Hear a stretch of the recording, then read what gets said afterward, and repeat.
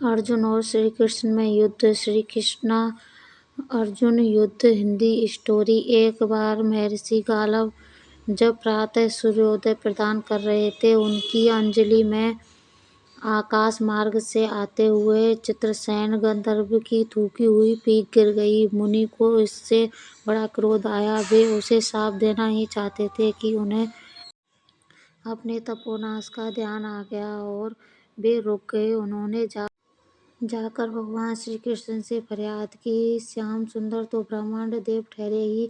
झट प्रतिज्ञा कर ली 24 घंटे के भीतर चित्रदेव का वध कर देने की।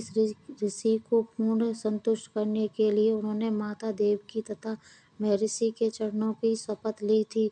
गालव जी अभी लौटे ही थे कि देवऋषि नारद वीणा झनकाते पहुंच गए। भगवान ने उनका स्वागत आतिथ्य किया। शांत होने पर नारद जी ने कहा, प्रभु आप परमानंद कंद कहे जाते हैं। आपके दर्शन से लोग विषाद मुक्त हो जाते हैं, पर पता नहीं क्यों आज आपके मुख कमल पर विषाद की रेखा दिख रही है। इस पर श्याम सुंदर ने गालव जी के सारे प्रसंग को सुनाकर अपनी प्रतिज्ञा सुनाई। अब नारद जी को कैसा चैन आनंद आ गया। झटपट चले और पहुंचे चित्रसेन के पास। चित्रसेन भी उनके चरणों में गिर अपनी कुंडली आदि लाकर ग्रह दशा पूछने लगे। नारद जी ने कहा, अरे तुम अब यह सब क्या पूछ रहे हो? तुम्हारा अंतकाल निकट आ पहुंचा है। अपना कल्याण चाहते हो तो बस कुछ दान पुण्य कर लो। 24 घंटों में श्री कृष्ण ने तुम्हें मार डालने की प्रतिज्ञा कर ली है। अब तो बेचारा गंधर्व घबराया, वह इधर उधर दौड़ने लगा। वह ब्रह्मधाम, शिवपुरी, इंद्र, यम, वरुण सभी के लोकों में दौड़ता फिरा, पर किसी ने उसे अपने यहाँ ठहरने तक नहीं दिया। श्री कृष्ण से कौन उधार ले? अब बेचारा गंधर्वराज अपनी रोती पीटती स्त्रियों के साथ नारद जी की ये शरण में आया। नारद जी दयालु तो ठहरे ही, बोले, अच्छा यमुना तट पर चलो। वहां जाकर एक स्थान को दिखाकर कहा, आज आधी रात को यहाँ एक स्त्री आएगी। उस समय तुम ऊंचे स्वर में विलाप करते रहना। वह स्त्री तुम्हें बचा लेगी, पर ध्यान रखना जब तक वह तुम्हारे कष्ट दूर कर देने की प्रतिज्ञा न कर ले, तब तक तुम अपने कष्ट का कारण भूलकर भी मत बताना। नारद जी भी विचित्र ठहरे। एक ओर तो चित्रसेन को यह समझाया, दूसरी ओर पहुंच गए अर्जुन के महल में सुभद्रा के पास। उससे बोले, सुभद्रे, आज का पर्व बड़ा ही महत्वपूर्ण है। आज आधी रात को यमुना स्नान करने तथा दीन की रक्षा करने से अक्षय पुण्य की प्राप्ति होगी। आधी रात को ये सुभद्रा अपनी एक दो सहेलियों के साथ यमुना स्नान को पहुंची। वहां उन्हें रोने की आवाज सुनाई पड़ी। नारद जी ने दीनोद्धार का महात्म्य बता ही रखा था। सुभद्रा ने सोचा, चलो अच्छे पुण्य लूट ही लूं। वे तुरंत उधर गईं तो चित्रसेन रोता मिला। उन्होंने लाख पूछा, पर वह बिना प्रतिज्ञा के बतलाए नहीं। अंत में इनके प्रतिज्ञाबद्ध होने पर उनने स्थिति स्पष्ट की। अब तो यह सुनकर सुभद्रा बड़े धर्मसंकट और असमंजस में पड़।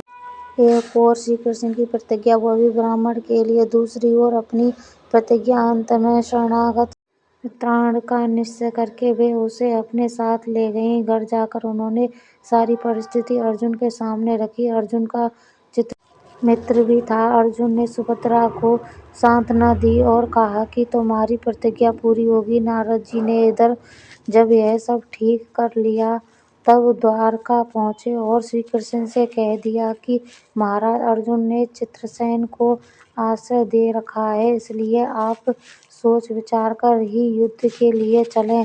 भगवान ने कहा, नारद जी, एक बार आप मेरी ओर से अर्जुन को समझाकर लौटाने की चेष्टा करके तो देखिए। अब देवऋषि पुनः दौड़े हुए द्वारका से इंद्रप्रस्थ पहुंचे। अर्जुन ने सब सुनकर साफ कह दिया, यद्यपि मैं सब प्रकार से श्री कृष्ण की ही शरण हूँ और मेरे पास केवल उन्हीं का बल है, तथापि अब तो उनके लिए दिए हुए उपदेश शास्त्र धर्म से कभी विमुख न होने की बात पर ही दृढ़ मैं उनके बल पर ही अपनी प्रतिज्ञा की रक्षा करूँगा।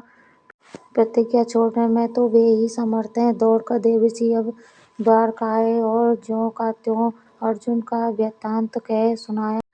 अब क्या हो, युद्ध की तैयारी हुई। सभी यादव और पांडव रण क्षेत्र में पूरी सेना के साथ उपस्थित हुए।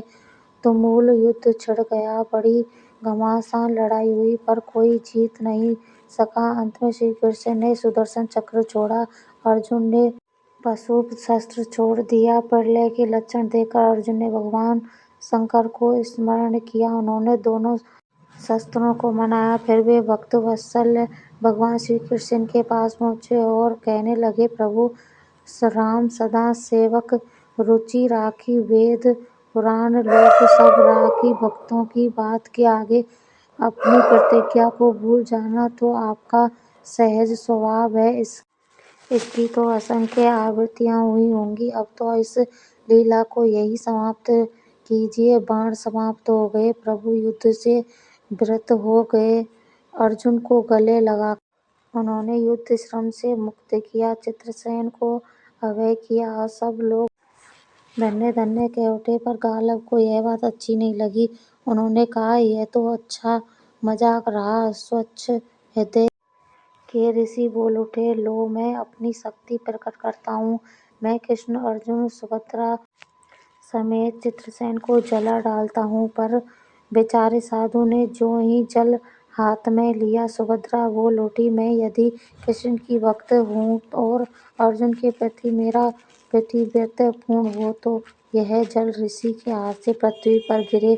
ऐसा हुआ। गालब बड़े लज्जित हुए। उन्होंने प्रभु को नमस्कार किया और वे अपने स्थान पर लौट। तदंतर सभी अपने अपने स्थान पर पधारे। कहानी अच्छी लगे तो लाइक